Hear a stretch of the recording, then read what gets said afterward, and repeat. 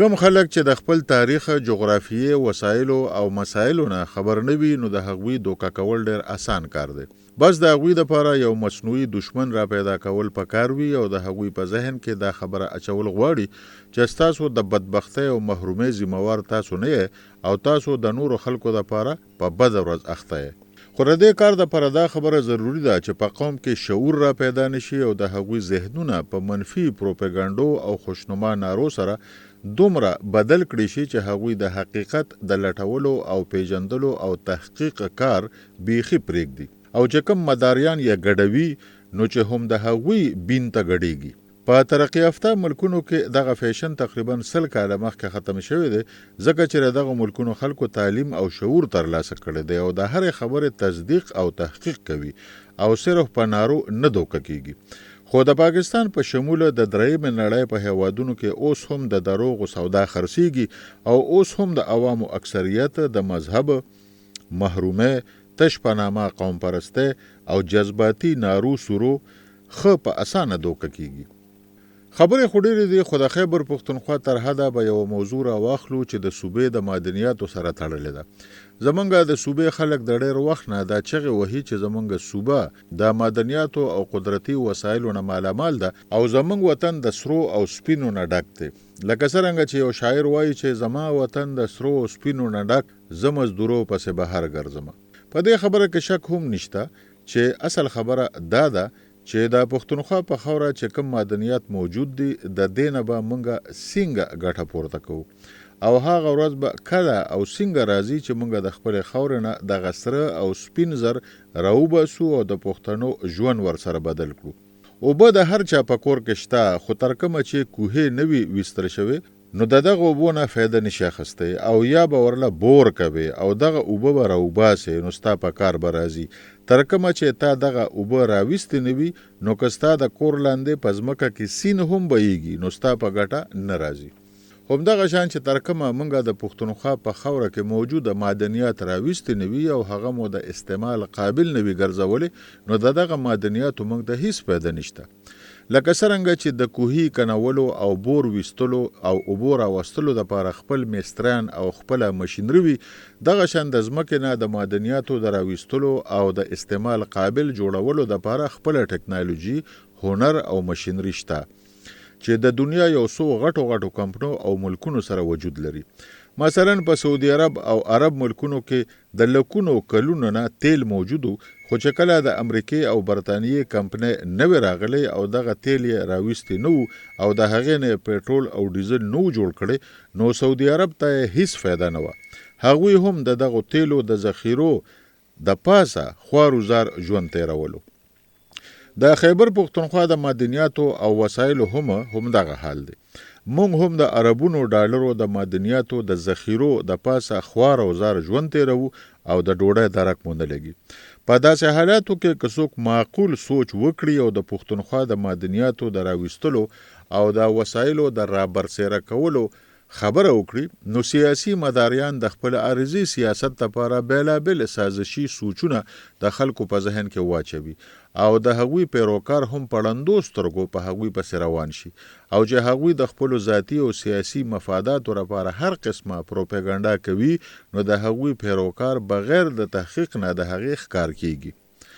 د مثال په توګه نن سبا یو شمېر خلک دا خبره کوي چې د پاکستان فوج د خیبر پښتونخوا په معدنیاتو قبضه کول غواړي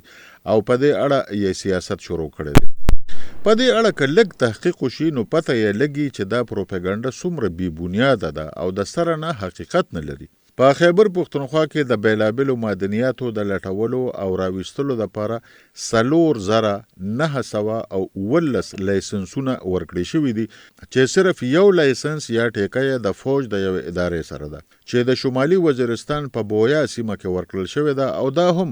د 2015 میلادي کال خبره ده کله چې دغه علاقه ډېره خطرناکه وه او د فوج نه علاوه ورته بل څوک تلو ته تیار نه و.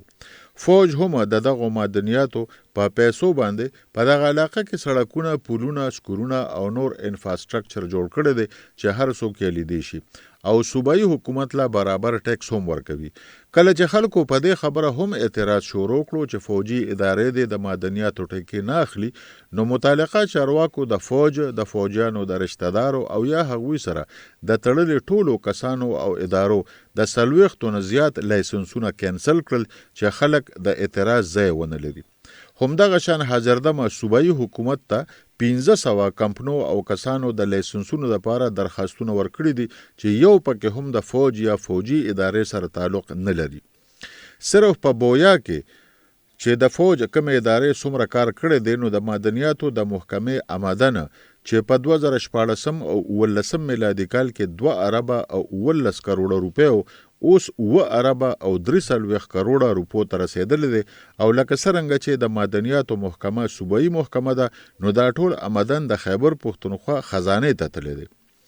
دا هغه اعداد شمار دي چې هر کس یې د هر ځای نه د لږ تحقیق نه پس تصدیق کولی شي، البته که وغواړي چې تصدیق وکړي، او که بغیر تصدیقه صرف د خپلو مشرانو په جذباتي او بې ثبوته خبرو پسې ځي، نو دا د هغوی خپله مسله ده.